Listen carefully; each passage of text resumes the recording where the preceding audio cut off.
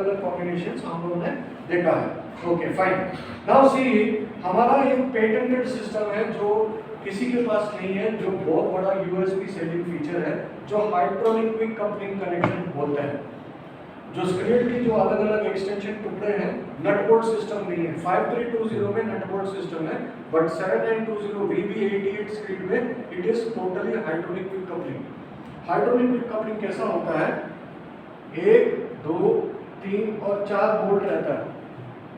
ये 4 बोल्ट के पीछे में दिखता नहीं है, दूसरा फोटो में दिखाऊंगा आपको कि उसमें हाइड्रोलिकली ऑपरेटेड सिलेंडर रहेगा, और वो सिलेंडर जो है ये कनेक्शन यहाँ दिखता है, ये सिलेंडर इधर दिखता है थोड़ा, ये सिलेंडर इधर दिखता है थोड़ा, तो उसके हाइड्रोलिकली कनेक्शन यहाँ पे रहेगा। ये कनेक्शन इसके साथ जुड़ना है, इसको उसके साथ जुड़ना, उसको उसके साथ जुड़ना, ऐसा लाइन में जुड़ते जाएगा। और एक होस हम देते हैं मशीन के फ्रेम में, एक जगह में पॉइंट लगा देंगे और बटन दबाएंगे, लाल बत्ती और जल जाएगा, तो हाइड्रोलिक कॉइल अंडर प्रेशर आ जाएगा और ये बोल्ट जो है बाहर आ जाएगा और ये स्लॉट के अंदर में बैठ जाएगा। स्लॉट कैसा है मैं दिखाता हूँ आपको। ये देखिए slots, these are the slots। ये बोल्ट इसके अंदर में जाके बैठ जाएगा और उसके बाद हाइड्रोलिक प्रेशर बंद कर दीजिए, वो खींच लेगा। So here you can see the tamper and the electrical coil for heating the tamper, and you can see the motor also here. Here is where the tamper की coupling, this is where the vibration की coupling। So अलग अलग screen की joint करेंगे तो PVC coupling रहेगा, coupling इसके साथ में जॉइंट करता है।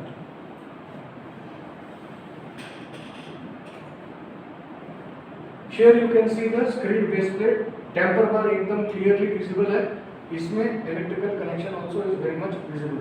नंबर 6 नंबर जो है वाइब्रेशन शाफ्ट, 7 नंबर जो है टेम्पर शाफ्ट।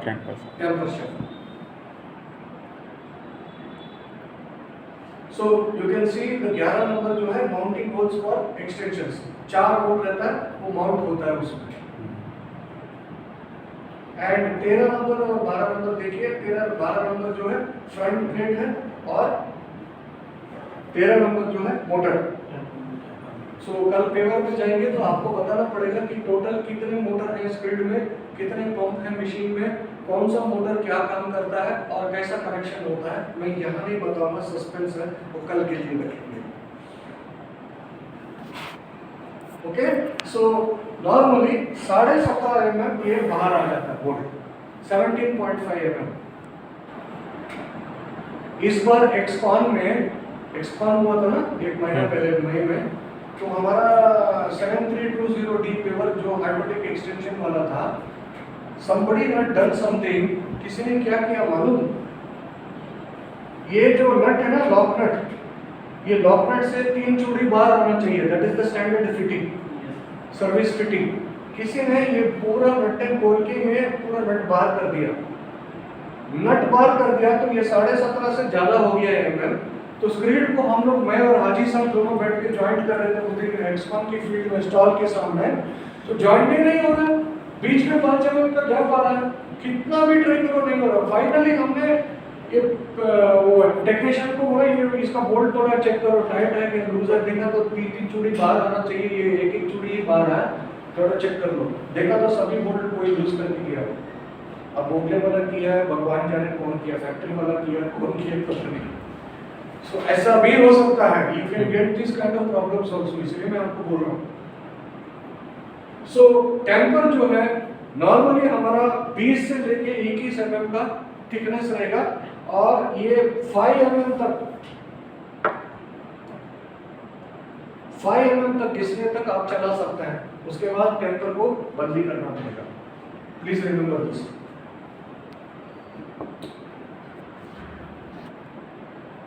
क्या लाइफ रहता सर ये 5 कम घिसने में, कुछ लाइफ रहता? No, that's a good question. Screed base plate, auger, flights, temper bar और कन्वेयर का गार्ड प्लेट और कन्वेयर की बेस प्लेट, ये सब वेयर पार्ट्स आइटम है, इसमें कोई वारंटी नहीं रहता है। Point number 1। Point number 2, life, normal life अगर it depends on the hardness, Brinell hardness of the stone that you are using there. अभी फॉर एग्जांपल बैंगलोर प्लांट के नजदीक में there is a place called Doddaballapur which is on the way to the airport, Bangalore airport. वहाँ पे पत्थर बहुत नरम है, जिसके वजह से 1200 आवर्स लाइफ मिला था। Similarly, in Kerala we got only 400 hours. Some other place in Delhi we got 750-800 hours. So the life जो है ना minimum 1000 hours तो आना चाहिए, but again it depends on the strata. जो पत्थर आपका साइड में नजदीक में क्वारी से निकल आता है प्लास्टिक करके, उसकी हार्डनेस के ऊपर डिपेंड होती है। हार्डनेस ज़्यादा रहेगा तो रगड़ देता है मेटल, हार्डनेस कम है तो मेटल का रगड़ना कम हो जाएगा और लाइफ बढ़ जाएगी। ठीक है, so it's not an easy question, इतना आसान नहीं है इसको जवाब देना, ये आपको थोड़ा सोच के जवाब देना पड़ेगा, जैसा अभी हमने जवाब दिया वैसा टाइप का जवाब देना पड़ेगा। Do not commit saying that मैं 1000 आवर्स का गारंटी देता हूँ, 5000 का गारंटी देता हूँ, 500 का गारंटी देता हूँ, ऐसा मत बोलिए, क्योंकि भोगले वाला they are giving guarantee, they are saying minimum 1000 hours आएगा करके बोल रहा है, सब लोकल बनाया है। And I will tell you one more thing,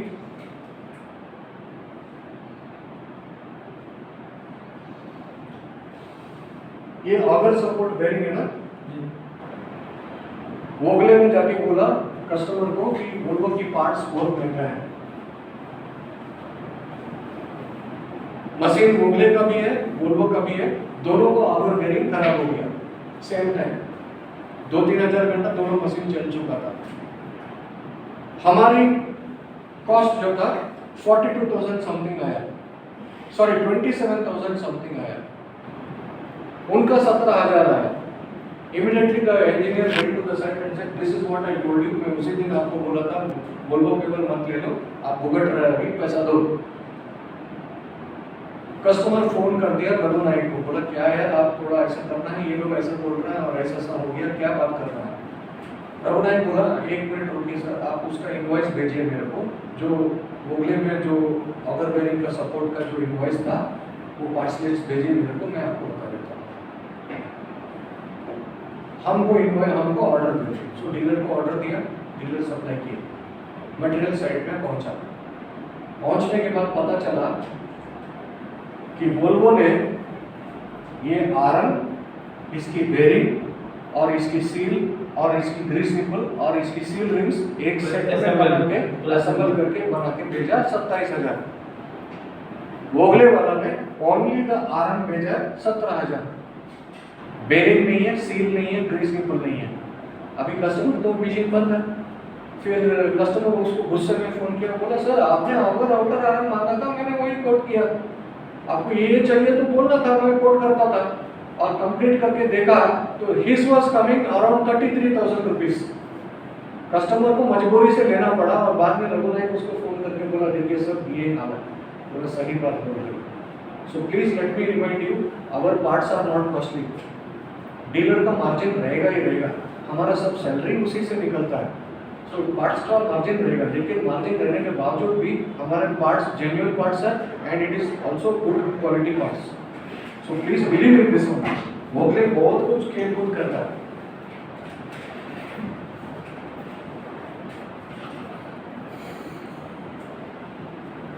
can you see the cylinder here?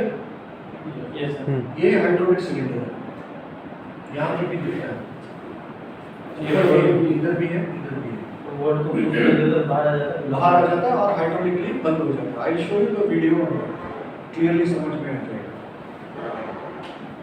So temper में जो है, this is a eccentric shaft, this is also an eccentric shaft. So eccentric shaft जब rotate होगा तो ये item जो है, arm जो है ऊपर नीचे होगी, रेसिप्रोकेटिंग, जैसे पिस्टन इंजन का पिस्टन होगा, हाँ ऊपर नीचे होता है ना कनेक्टिंग रोड, वैसा टाइप का लगा हुआ design.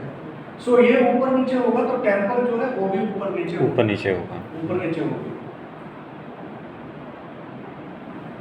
Clear? Any doubts on this? हाँ, क्राउनिंग 7920B में दिखा रहा हूँ क्राउनिंग, जो सिलेंडर इधर रहेगा हाइड्रोलिक क्राउनिंग करने के लिए, एक हैंडसेट रहेगा और हाइड्रोलिकली आपको अटैच करके क्राउनिंग कर सकता है। तो इसमें एक एडवांटेज ये है कि मैं सुबह बोला, आप किसी ने पूछा था ना how many plates, best plates are there, बीच में एक गुटका रहेगा करके बोला था, ध्यान से देखिए इस एरिया में एक छोटा सा गुटका और एक बोल्ट, ये दोनों के बीच में गैप है ना, उसमें लाइन नहीं आना चाहिए ना, उसके लिए ये गुटका डालता है। कभी कभी कस्टमर क्या करता है, बोल्ट लूज करके गुटका को सीधा कर देता है, ऐसा लंबा लंबा की तरफ गुटका करना चाहिए, वो सीधा कर देता है गुटका को, तब उसके बीच में लाइन आ जाएगा, 5 mm का गैप है। सो ये लॉक सिस्टम रहेगा, यहाँ पे एक सिलेंडर रहेगा, यहाँ पे लॉकिंग सिस्टम होगी। सो जब भी आप हैंडसेट ऑपरेट करेंगे, सबसे पहले ये सिलेंडर ऑपरेट होगी, ये लॉक निकलेगा। ये लॉक निकलने के बाद ये जो है ऐसा होगा या ऐसा होगा, ऐसा होगा या ऐसा होगा, दोनों चाहिए। क्राउन भी कर सकता है, गल्ली भी कर सकता है, दोनों both are possible. Positive crown is called crown, negative crown is called gully. तो ऐसा भी आ जाएगा और ऐसा भी आ जाएगा, बोथ आर पॉसिबल।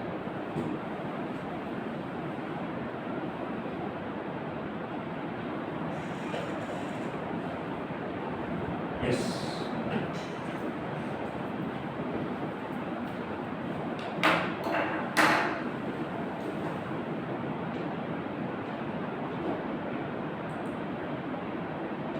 ओके, ध्यान से देखिए हाइड्रोलिक्विड कपलिंग कैसा होता है।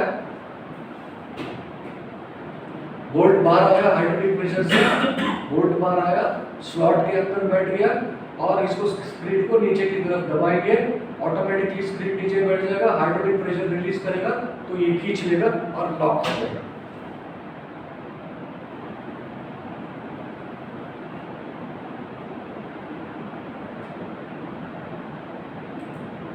सर वो टेम्पर सॉफ्ट और वाइब्रेशन सॉफ्ट, एक बार और देख लीजिए। बोल्ट बाहर आ रहा है तो स्लॉट के अंदर बैठ जाएगा, फिर नीचे कर लो और फिर स्क्रीड का दोनों का बेस प्लेट सीधा है कि नहीं चेक करने के लिए यहाँ पे एक बोल्ट और यहाँ पे एक एडजस्टमेंट बोल्ट दिया है, उसके बाद एडजस्ट करके लॉक कर देना चाहिए। हाँ जी, आपका सवाल था। टेम्पर सॉफ्ट और वाइब्रेशन सॉफ्ट जो है उस वाले में भी लगा रहता है, एक्सटेंशन वाले पे। हाँ, वो मेल और फीमेल कनेक्टर रहते हैं दोनों एक दूसरे पे, इसका जैसे हाँ एक कपलिंग रहेगा, लंबा कपलिंग ऑटोमेटिक वो फिट हो जाता है कि रोटेट करना पड़ता है या ऑटोमेटिक एडजस्ट हो जाता है। हाँ, उसमें अच्छी बात बोला, अच्छा, अच्छी बात बोला।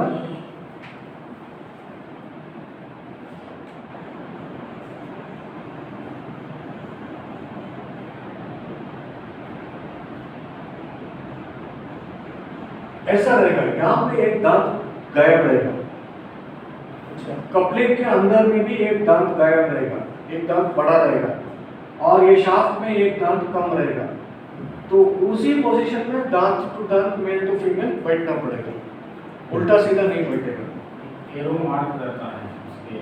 एरो नॉर्मली क्या है, एरो कोई नहीं देखता क्योंकि हमारा सर्विस वाला को ये चीज़ ऑलरेडी पता है कि दांत टू दांत मैच कर देंगे तो लग जाएगा। 1 मिनट की तो बात है और एक स्क्रू ड्राइवर चाहिए और लॉक लगाने के लिए। सो एरो गेरो कोई देखने जाता नहीं।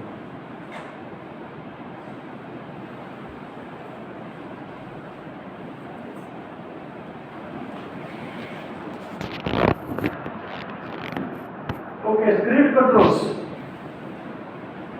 सो सबसे पहले 5320B सीरीज में एक्सटेंशन इन और एक्सटेंशन आउट, उसके बाद 2 पॉइंट अप एंड डाउन, फिर ऑगर ओवरराइड।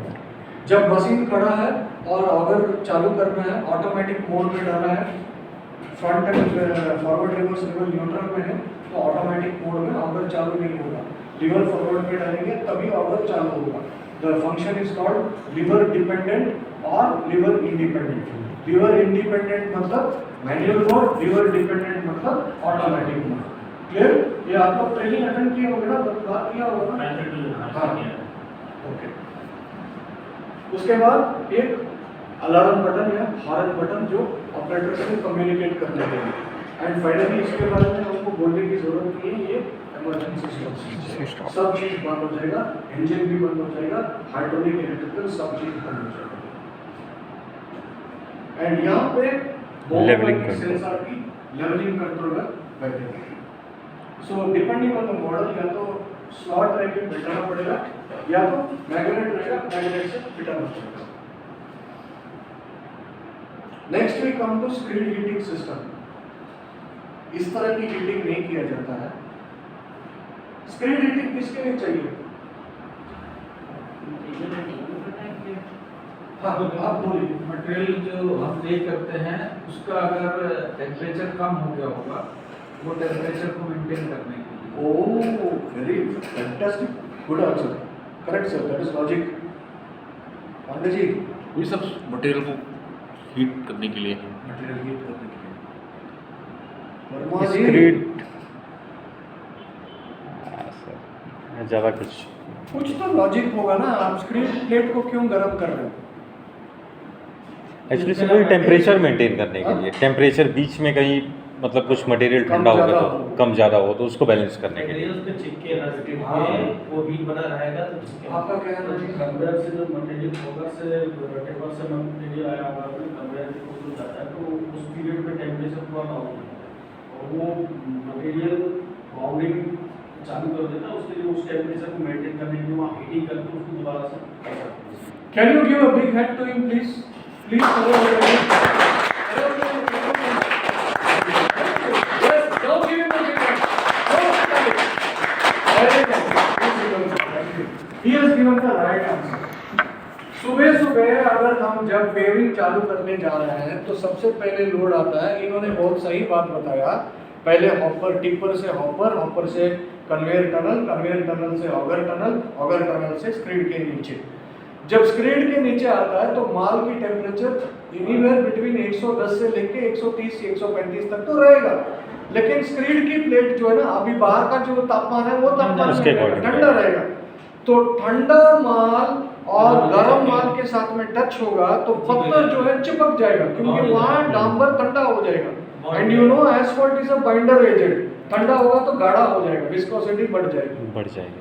सो माल चिपक गया तो पत्थर चिपक गया तो उसके बाद आप स्क्रीड को फ्लोटिंग करके लेके जाएंगे तो चिपका हुआ पत्थर जो है एक लाइन डाल देगा, रफ फिनिशिंग दिखा देगा, जो कंप्यूटर में निकाल सकता है लेकिन शैडो रह जाएगा।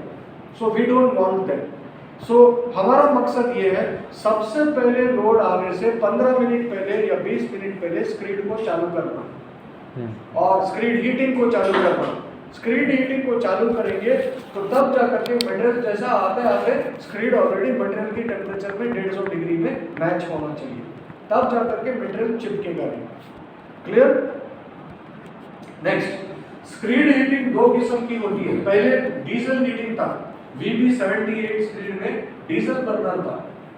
देन VB76, VB78 आया जो LPG गैस का इस्तेमाल करने लगा। ओमनीफाई स्क्रीड आया जो इसमें LPG गैस इस्तेमाल हुआ। फिर अभी VB88 आया और ओमनीफाई का न्यू वर्जन है जिसमें इलेक्ट्रिकल हीटिंग चालू हुआ। So electrical heating is good for us. Gas heating में क्या है, खतरनाक चीज है क्योंकि आग लगा रहा है, कभी भी बर्स्ट हो जाएगा, कुछ भी ब्लास्ट हो जाएगा, होस के थ्रू से जा रहा है। हमारे घर में भी गैस जलता है, चूल्हा गैस की, उसके पीछे सिलेंडर से एक ऑरेंज कलर का होस आता है या ग्रीन कलर का होस आता है, वो चलते चलते फट गया तो एकदम सिलेंडर ब्लास्ट हो जाता है। सभी एक्सीडेंट्स हुआ है। So similar accidents can happen. इसलिए वोल्वो वाला ने क्या किया, they have improved the design, gas को बंद करके अभी इलेक्ट्रिकल हीटिंग स्टैंडर्डाइज कर दी। 5320D और 5320B में इलेक्ट्रिकल हीटिंग में थोड़ा सा अंतर है। 5320B में सुबह मैंने बताया था standard diesel heating system with timer, LPG gas heating system with ATIC automatic temperature ignition control system and finally electrical heating. So 5320B में B सीरीज में ATIC सिस्टम, D सीरीज में yes, can you tell me, do you remember, याद है D series में क्या ये automatic system को क्या बोलता है?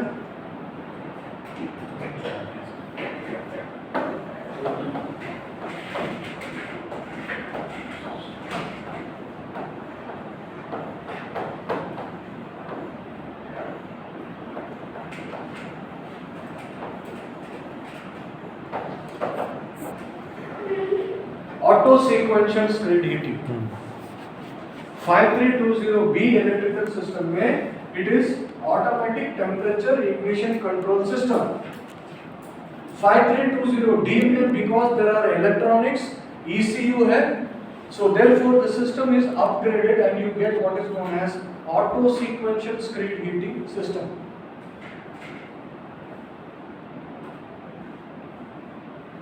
जिसने मेरा पेपर का 5320D का ट्रेनिंग अटेंड किया होंगे उसको याद होगा ऑटो सीक्वेंशियल हीटिंग के बारे में 2-3 स्लाइडें में डाला था। Automatic temperature ignition control system में सिंपल चीज है, गैस बर्नर रहेगा और एलपीजी गैस नोजल के थ्रू से आएगा और यहाँ पे स्पार्क प्लग रहेगा। ये तीनों को कंट्रोल करने के लिए एक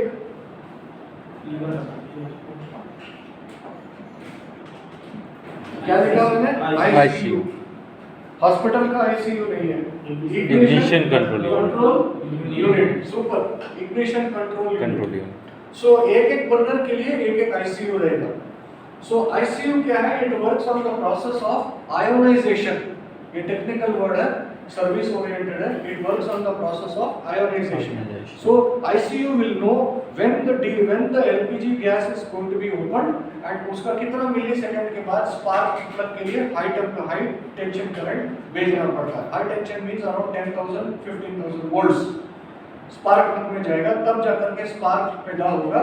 उसके बाद ये ब्लोअर चालू कर देगा, यहाँ से कंप्रेस्ड एयर फुल स्पीड में आएगा, इधर से गैस मिक्स होगा, इधर से इधर आएगा और इधर स्पार्किंग होगा और यहाँ पे विस्फोट होगा और ये जो आग पैदा होगा ये चेंबर में जाके बेस प्लेट में टक्कर होगा और बेस प्लेट को गर्म करेगा, जैसे लोहार की भट्टी। हाँ एग्जैक्टली सेम ऑलमोस्ट हाथ से कर रहा है, ये इलेक्ट्रिकल ब्लोअर लगा के। So automatic temperature ignition system में you have only two controls. You have only two controls. One control is for ignition and one control is for controlling the blowers. अभी आप पूछेंगे ये क्यों ऐसा हो रहा है? Very important. 4 कॉइल है, सो 4 बर्नर है, चारों बर्नर का फ्लेम फॉल्ट इंडिकेटर्स है। Flame fault indicators, FFI, flame fault indicators. कोई भी बर्नर काम नहीं कर रहा है तो आईसीयू सेंस करके इसमें पावर सप्लाई देगा, ये बल्ब ऑन हो जाएगा, तो ऑपरेटर को मालूम हो जाएगा कि वो पर्टिकुलर स्क्रीन की बर्नर काम नहीं कर रहा। Next, when you switch on burner you have to switch on the ignition first. When you switch on the ignition, there is in the electrical circuit there is a timer relay for 60 seconds. 60 seconds के बाद 60 seconds के लिए ignition control unit जो है केवल ये blower को चालू करेगा। इसमें 2 एडवांटेज है, एक जो भी अनबर्न्ड गैसेस है वो निकल जाएगा और शुद्ध हवा कंप्रेस्ड एयर अंदर आएगा। After 60 seconds automatically ignition control unit will open the solenoid electrically operated valve for allowing the LPG gas from the cylinder to flow into the nozzle. Clear? And parallelly क्या करेगा? Spark भेजेगा, high tension current भेजेगा। High tension voltage जाएगा तो spark चालू करेगा। इतने में गैस और एयर इधर कंबाइन होके एयर टू फ्यूल मिक्सर बराबर रहेगा। बराबर रहने के लिए इधर एडजस्टमेंट्स है, ये ब्लोअर का फैन को एडजस्ट कर सकता है, आगे पीछे कर सकता है कि एयर ज्यादा फ्यूल कम या फ्यूल ज्यादा एयर कम, आपको एडजस्ट कर सकता है मैन्युअली। सो इधर ये मिक्सचर इधर आएगा तो स्पार्क आएगा तो ब्लास्ट होगा and that explosion of fire will go into the screen heating chamber. So इसलिए इसको automatic temperature ignition control system बोला जाता है।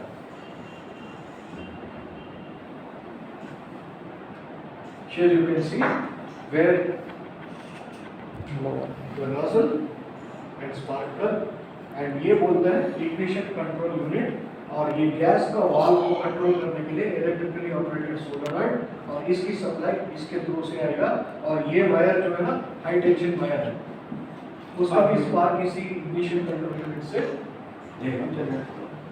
इसकी ट्रबल शूटिंग करना बहुत आसान है। मान लीजिए कोई भी एक बर्नर का लाइट ऑन हो गया, that burner is not working, या तो ये वाल्व काम नहीं कर रहा होगा, या तो ये आईसीयू इटसेल्फ खराब हो गया होगा, या तो ये ब्लोअर काम नहीं कर रहा होगा, या तो ये स्पार्क प्लग खराब हो गया होगा। इतना ही ऑप्शंस है, करेक्ट, सिंपल लॉजिक। सो दूसरा जो चलने वाला बर्नर का एक एक आइटम इंटरचेंज करके देखेंगे, 5 मिनट में मालूम पड़ जाएगा कि कौन सा कंपोनेंट खराब हो गया, एंड देन ऑर्डर करो। Troubleshooting is easy here, but when it comes to electrical screed heating, it is like this. Screed की बेस यूनिट के अंदर में कॉइल लगाया रहता है। नॉर्मली 3 कॉइल्स रहेगा, 2 coils for the screed heating and 1 coil for temperature measurement, बराबर है, टेम्परेचर सेंसर की wire.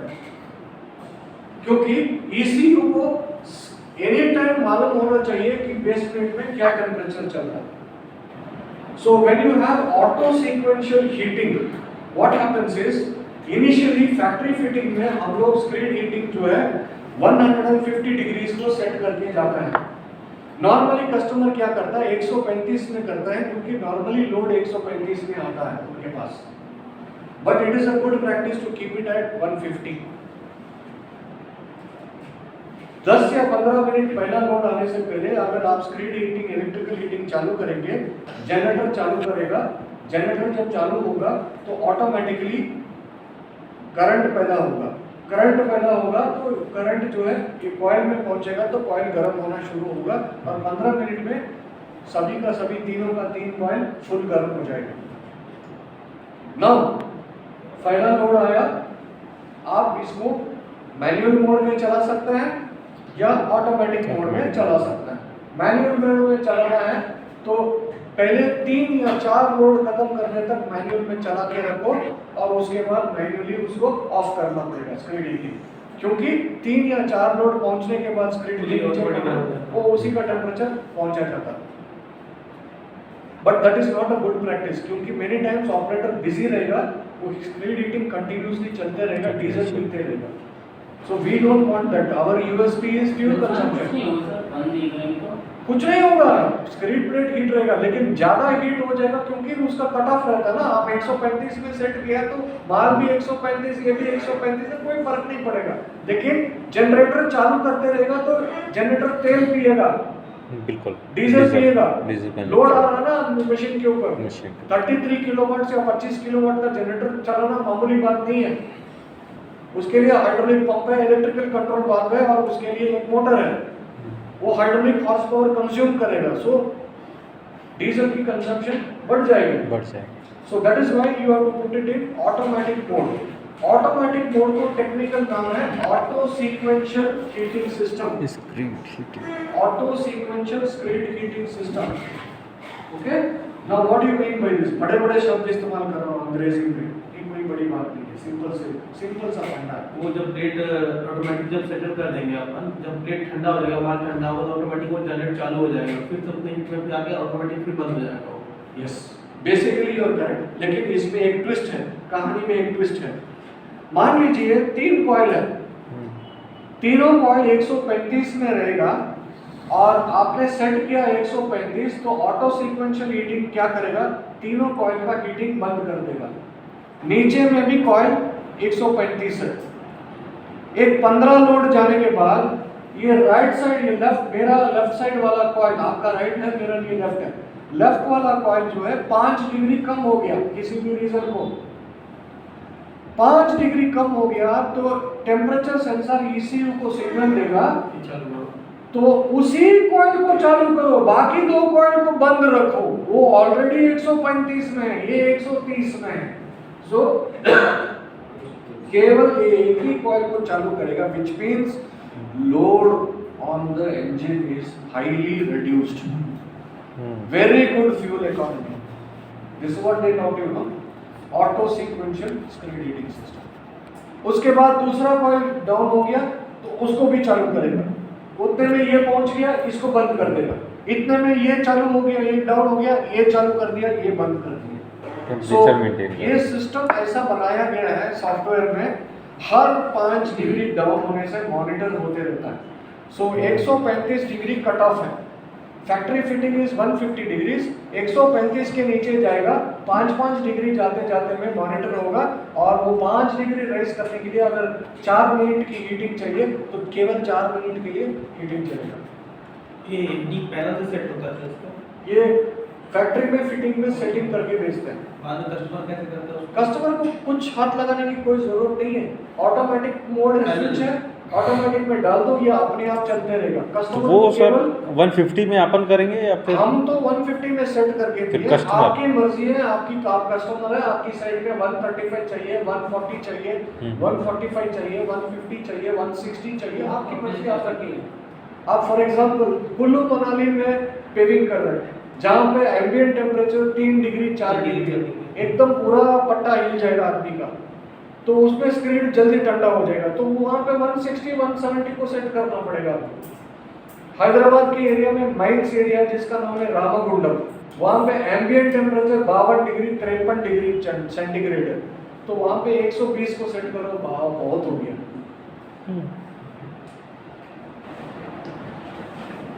So this is called auto sequential screen heating system. Any doubts on this? Clear? So this is how it looks like. You can see the camper coil and you can see the screen heating coil. तीसरा number sensor है क्या sir? कौन सा? तीसरा number 3 number sensor की connection. Yes. तो 4 minute में जैसे 135 पहुंच गया तो फिर ऑटोमेटिक बंद हो जाएगा। बंद हो जाएगा। उसके लिए पावर सप्लाई बंद हो जाएगा।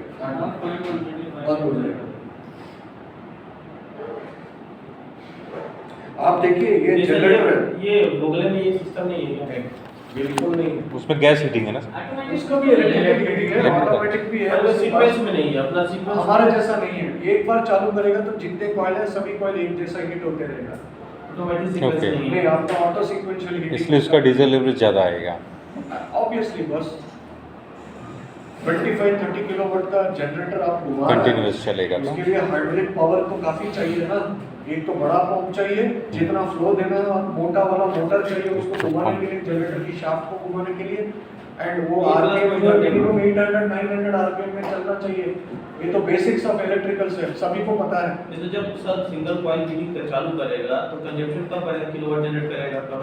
किलोवाट की बात नहीं है, किलो सी ओके नहीं, कम होगा। I have to explain something else. यहाँ पे पावर अडाप्टर है, ठीक है, बिजली है उसमें, हाँ बिजली यूज हो रहा है कि नहीं? नहीं, अभी तो यूज नहीं Use हो नहीं हो रहा ना। मैं लैपटॉप का कनेक्शन प्लग करूंगा तब जा करके मैं कंज्यूम कर रहा हूँ, तब जा करके मेरा लोड आता है। अगर मैं निकाल दिया तो ऐसे ही पड़ा रहेगा, जनरेटर फालतू में घूम रहा है तो कोई पैदा नहीं हो रहा है ना करंट। करंट उत्पत्ति जब भी चाहिए उत्पत्ति होगा, जब भी चाहिए इस्तेमाल होगा, जब भी चाहिए इस्तेमाल नहीं होगा। नहीं, मेरे को बस पता है सर, मतलब सिंगल हीटिंग कॉइल जब मेरा पहला कॉइल अगर गर्म होगा तो पूरा जनरेटर पावर करेगा वो, कि सिंगल जनरेटर पावर करेगा वो? अब एक ही जनरेटर है, मोटर एक ही आरपीएम में चलता है। अगर 800 आरपीएम में चलना करंट पैदा करने के लिए 400 वोल्ट, तो एक ही जनरेटर में एक ही मोटर में एक ही 22 किलोवाट में चलता है, पर 22 किलोवाट की आउटपुट नहीं रहेगा। एक कॉइल हीटिंग करने के लिए अगर 15 वाट या 15 वाट्स की या 16 वाट की आउटपुट है तो उतना ही जितना जरूरत पड़ता है उतना ही आउटपुट यूज करेगा ना। जितना बिजली लोड जो है इसमें है, ये लैपटॉप चलाने के लिए कितने करंट चाहिए उतना बिजली हम खींचते हैं। बिजली तो मेरे पास 10 लैपटॉप चलाने के लिए इसमें प्लग डाल के चला सकता हूँ, अवेलेबल है बिजली।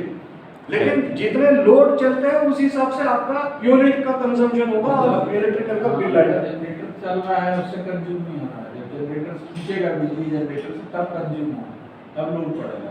जब ECU कनेक्शन देगा, कॉइल की वायर की कनेक्शन कटिंग कनेक्शन देगा, तब जाकर के सीक्वेंस से फायदा क्या हो रहा है आपको, कि कंजप्शन कम हो रहा है?